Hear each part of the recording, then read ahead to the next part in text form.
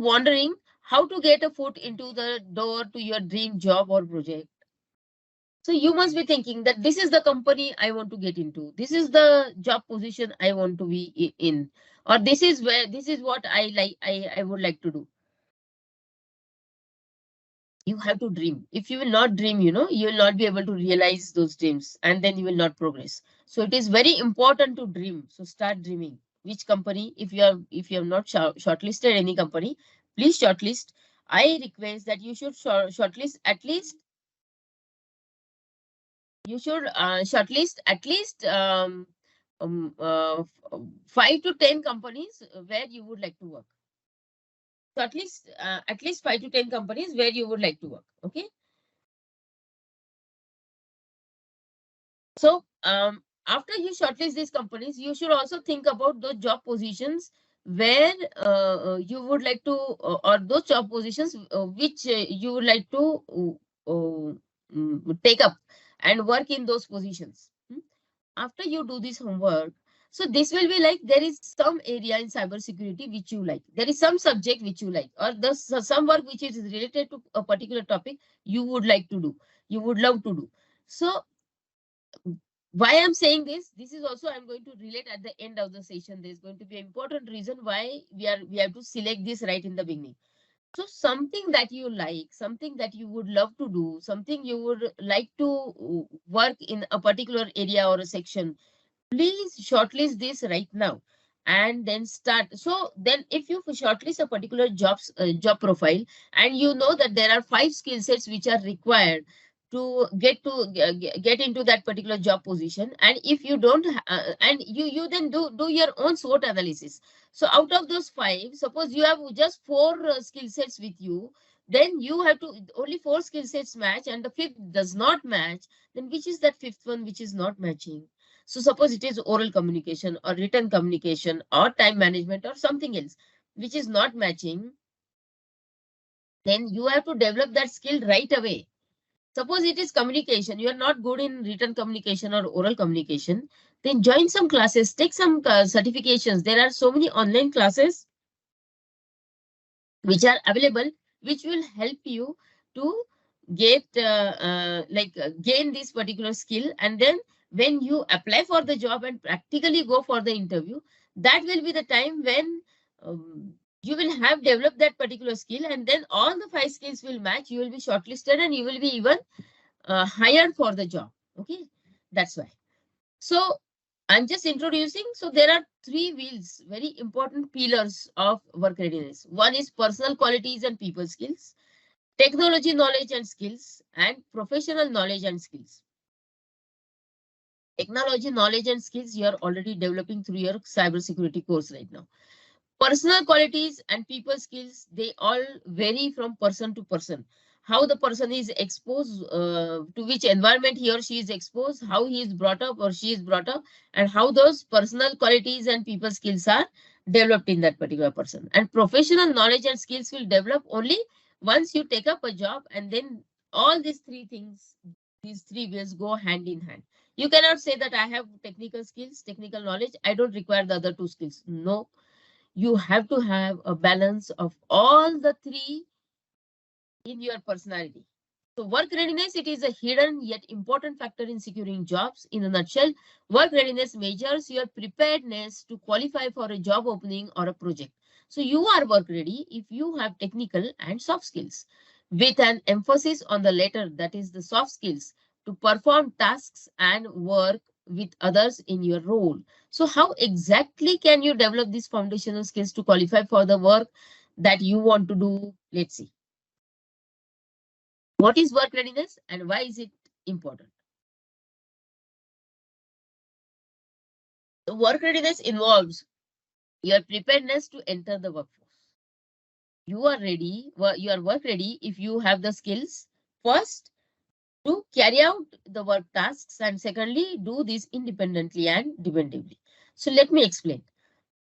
What is, so whenever you join a new company, what happens is there will be one person who will take you around, who will induct you, who will take you to various different departments, who will introduce you to different people, and who will show you around how they are, how the departments are interdependent, how they are working on with each other, and how they are collaborating. All those things will be taught to you. The knowledge will be given to you. Now that person will then bring you to your desk and he will make you sit there. Then he will show you. So these are the files. This is the work or whatever it is. He will teach you that this is how the work is supposed to be done. So this is what is your work area. This is going to be your work profile. These are going to be the problems which you are going to address, and these are the ways in which you are going to address them. For example, he will teach you 2 plus 2 is equal to 4. So these 2 plus these 2. So 1, 2, 3, 4. So this, so it is 4. 2 plus 2 is becoming 4. Then he will tell you how you will, so he will make you calculate 8 plus 8 also. Then he will say how much is 10 plus 10? Again, you will calculate correctly. Then he will say 15 plus 15, you will calculate correctly and give the correct answer. Now, when he gets that confidence, I'm just giving you an example. When that person gets this confidence that you have learned how to do addition. Addition is your task, suppose. And you have learned, he has taught you how to do addition, and you have learned it and you are giving correct answers. Then he feels, so firstly, carry out work tasks. This is how he has taught you. 2 plus 2 is equal to 4. 4 plus 4 is equal to 8. 8 plus 8 is equal to 16. This is how he has taught you. Firstly, carry out your work tasks. Now, secondly, what he will do? He will ask you, he will give you some examples. 16 plus 16, 18 plus 18, 19 plus 19, 100 plus 100. And he will say, come on, calculate. And he will check your answers. So here you are working independently. You are doing the addition independently on the basis of what has been taught to you by that particular person. And you are arriving at certain figures, which are your answers. And then you have worked on those additions independently, and then he will check each and every answer, and then here he will find that all the answers that you have given are correct answers.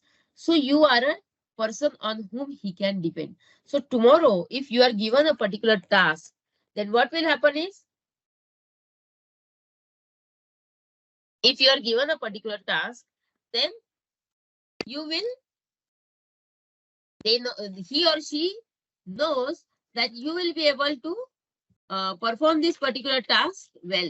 You will be able to perform the task well, and they can depend on you. So later on, they can keep asking you some questions or giving you some tasks, and you will be able to perform on your own properly. So they get this particular confidence. Okay.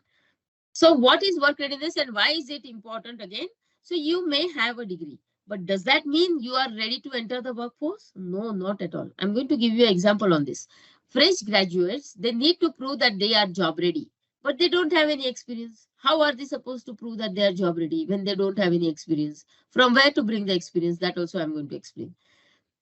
I'm just curious, does that apply to any kind of work experience one text, or is it specifically related to profession at hand? Yes, Marianga, I didn't get you. Yes, it is. You are curious. Yes, it applies to each and every kind of job. Whatever job you do, you have to work dependably and independently, both. Okay. So fresh graduates, they don't have any experience. How are they supposed to show that they have experience at the time of interview? Okay. So, meaning having practical experience to deal with the day-to-day challenges of employment. That is, you need to match up to the job or project requirements that is fitting to the mold. I said there are 5 job skills or skill sets which are required for a particular job position, and you have those 5 skill sets, then they match, and then you are hired. Okay. So you also need to show that you can handle everything around your work. How are you going to show that you can handle everything around your work if you don't have any experience? And if you want to have experience, how to, from where to bring that experience is also important. So like new school step outs, you will need to cultivate a positive mindset and be proactive about acquiring skills. Like I told you, out of 5 skills, if you have 4 skills and the 5th one is not there, immediately take up a course. Suppose you are not good in communication, go to Udemy or Coursera or whatever and take up a course in business communication. And it will be like by the time you finish your cybersecurity fundamentals course, you will also have a degree, you will also have a certificate in written communication or oral communication. Okay. So you need to match up and you have to fit to the mold. But for that, you must know which job position you are looking at and what are the requirements of that particular job role. And you have to match with that job role, which skill sets you have, do your SWOT analysis, whether they are matching, and those which are not matching or you are lacking in something, then try to develop that. Like new school test step outs, you will need to cultivate a positive mindset. Positive mindset is you are thrown in some other department, given some new work every day, you are getting a chance to learn new things. So it is how you think about it. Glass empty or full. This is what you are supposed to. So this is positive mindset. Saying that the glass is at least half full is positive mindset. So be proactive about acquiring skills.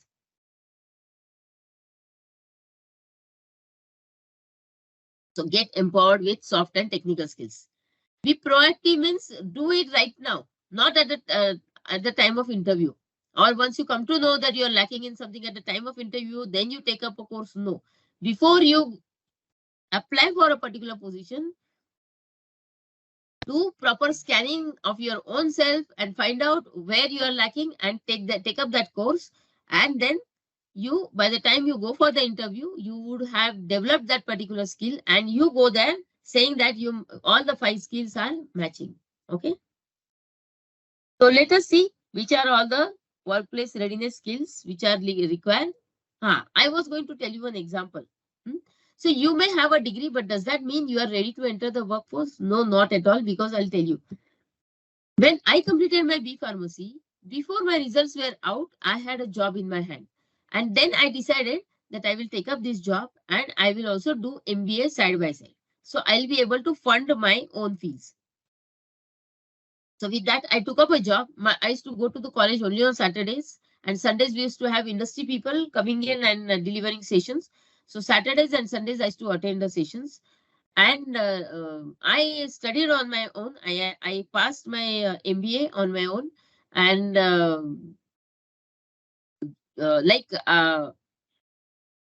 after 2 years, I had 2 years of experience, and I had also a MBA degree in my hand. Now, there was one person in my class, his name was Mr. Mukul Lahuti, and this particular person, he was working, he stood first in the university, he was a gold medalist when we completed our BPharm. I was some 4th or 5th in the class and he was first. And he was also first in the university also, he was a university topper. So this particular person, he went for M Pharmacy, Master of Pharmacy, in my same college. And I took up a job and I did side by side, I also did my MBA. So when after 2 years, I completed my MBA, I got a promotion, I got a higher salary. And this particular person, when he joined my same company, he joined at the same level where I was working. And he was considered as a fresher because he did not have any experience and he was earning salary lesser than what I was earning. Now, this particular person was thinking very high of himself. In his M Pharmacy also, he stood first in the university. He was very good in his theory. But as far as application of knowledge was concerned, he was not good at all. So workers who were working there, when I joined, I asked the workers about so many problems, about so many things, about how to handle the machine, about all small things which are supposed to be done practically. And they taught me. I was very pally with all the workers. And this Mr. Mukul Lauti, he was very authoritative. He used to think very high of himself, that he used to feel, I am a gold medalist. I have got so much of knowledge. Why should I? He found it below dignity to ask the workers, and even talk to them. So he was always giving them orders. So workers got fed up and they said, let us start listening to his instructions. And they started listening to his instructions. And every day the production went low. There were a lot of problems. There was a lot of rework to be done. Rejections were there. And this fellow was moved from this particular position. He was sent into R&D department where he had to work all alone on his own because he was found to be not a go-getter. He was not able to handle a team, and he did not have any practical knowledge. Still, he was having a lot of confidence, but he was not able to deliver. He was not able to deliver. Hence, he was transferred to a different department, R&D department, where he had to work all alone. So merely having a degree is not enough.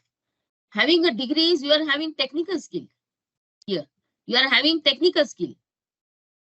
Having a degree means here you are having a technical skill. Technical knowledge is there. But what about this personal and professional knowledge? You have to develop these two skills also, which you have not developed. That fellow Lauti had now not developed these skills. And he was not ready to also. All the time he was thinking that I have got all the technology knowledge, so everybody should listen to him. But that did not happen. Okay. So